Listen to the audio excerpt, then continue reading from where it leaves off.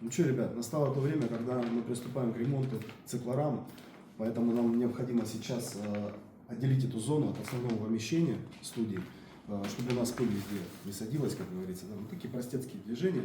Вот, сейчас заклеим, здесь будет, можно так сказать, стена от пыли, и мы начнем наконец-таки с ремонта на нашей главной фишке этой студии. Красава. А колонки тебе зачем?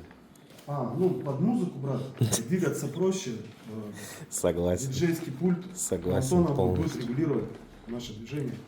Вот. Соответственно, стерео звук люблю очень, когда я в правое ухо, когда я в левое ухо, как бы заходит, да, Ну да, звук. да. Главное, чтобы заходило.